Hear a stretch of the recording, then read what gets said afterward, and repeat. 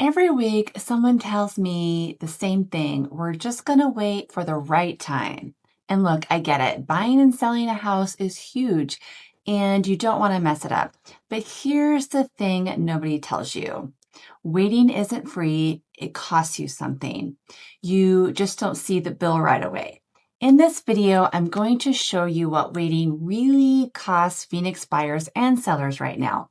Real numbers, no guessing. Hey, I'm Surrie Atkins. I'm a real estate agent with eXp Realty in North Phoenix, which includes Glendale, Peoria, Cave Creek, and Carefree, and also Scottsdale. I help buyers and sellers all over the Phoenix area, from first-time home buyers and people who have owned their houses for 20 years. I made this video because everyone's waiting for that perfect time, and honestly, it's usually what's holding people back, not the market. So let's talk about it. But before we get into it today, I do have some seller net sheets and some home evaluations in the description if you are curious about your own numbers. So go ahead and click on the links below. So here's what we're going to talk about. Why timing the market is kind of a myth, what waiting actually costs you, where the Phoenix market really stands right now this summer, what 6 months to a year of waiting can look like, and what you should do instead. So we will dive into it. I'm just going to pull up a quick presentation. Let's talk about the dream everybody has. Buy at the lowest price, sell at the highest price. Sounds great. The problem is nobody can actually do that. Not me, not the experts, not anybody. But only you know where the top or the bottom was after it's already happened. That's why people in the business talk less about timing the market and more about time in the market. Basically, make your move when it works for your life, not when you think the market's perfect. There's actual data on this too. Zillow looked at homes sold last year and found that the best 2 weeks to list were late May. Sellers made about $6,000 more on average, but that's a national number. It changes city to city. The real point is there's no magic date on the calendar. What matters is really just being ready. So what does waiting actually cost buyers? First, more competition. If you're waiting for prices to drop or rates to get better, so is everybody else. When things do shift, a bunch of buyers show up at the same time. Now you're competing again, just at a different price. Second, I'm going to move this a little bit for you. Second, prices and rates don't always move together. Sometimes rates go down and prices go up. You end up chasing something that keeps moving. Third, and this one is easy to miss, every month you rent instead of buy. So you're not building equity, you're just paying somebody else's mortgage. So for my sellers out there, what does waiting cost you? If you wait for the market to feel perfect, here's what usually happens. Everybody else is waiting too. Then a bunch of homes hit the market at once, right when yours does. Suddenly you've got competition that you didn't expect. Homes that sit on the market longer usually sell for less, not more. Buyers see houses that's been listed a while and think something's wrong with it, even when there isn't. I know it doesn't feel right, but it's just the nature of the beast. And you can't catch, excuse me, I think I have allergies, and you can't catch the top of the market. You only know it was the top after it's already gone. Let me move this again for you. I apologize. Somebody I follow put it well. Waiting feels safe, but it isn't free. Most of the big mistakes in real estate come from a bad market. They come from not deciding. Okay, so let's look at our actual market, not a blog post. This is straight from the MLS. I pulled the numbers for Maricopa County the last 13 months. The medium home sold was about $506,000, and homes are taking about 64 days to sell on average.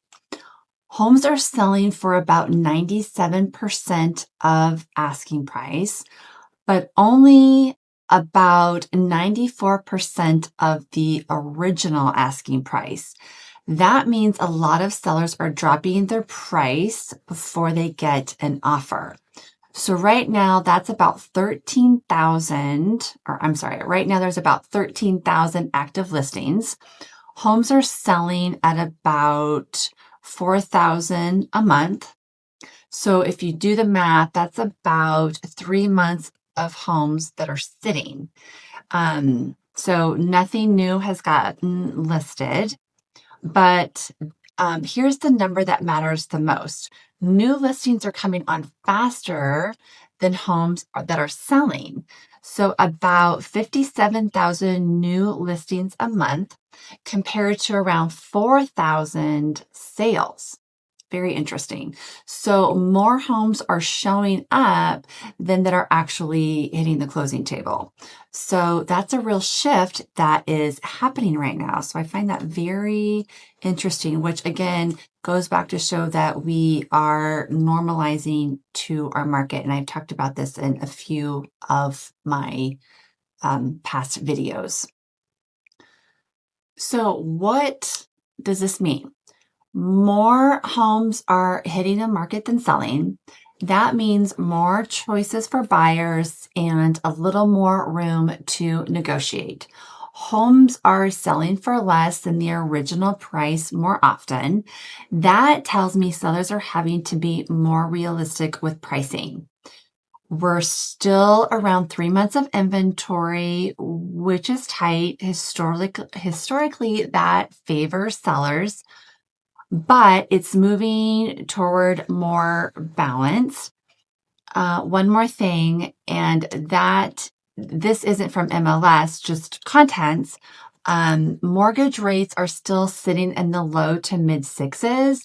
Most people expect prices to go up just a little this year, maybe 2 to 4%. If things keep going this way, the bottom line, there isn't a crash. There's not a frenzy either. It's shifting slowly in the favor of buyers. But, oh, I need to move my thing. But who we are really and sellers is to really just price it right. So more houses are hitting the market than selling. That means more choices for buyers and a little more room to negotiate. Homes are selling for less than their original price more often. That tells me sellers are having to be more realistic with pricing. We're still around 3 months of inventory, which is tight. Historically, that favors sellers, but it's moving, still towards a more balanced market. One more thing, and this isn't from MLS, this is just from me. Mortgage rates are still sitting in the low to mid sixes. Most people expect prices to go up just a little this year, maybe 2 to 4%. If things keep going that way, the way they are, bottom line, this isn't a crash. It's not a frenzy either. It's just things are shifting slowly in the favor of buyers who are ready and sellers who price it right.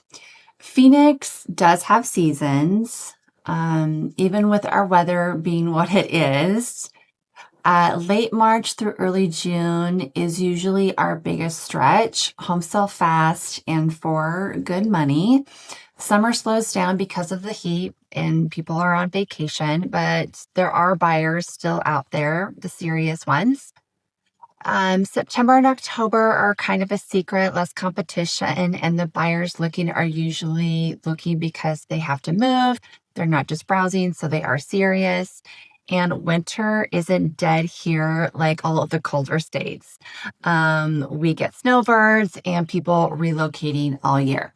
So if you are a buyer waiting for a crash, most signs don't point that way. And if you are a seller waiting for the perfect number, you just saw that even real data doesn't give you much of a clean answer. I just wanted to walk through this example really quick. Just to be clear, this is not a prediction for your house. It's just showing you the pattern.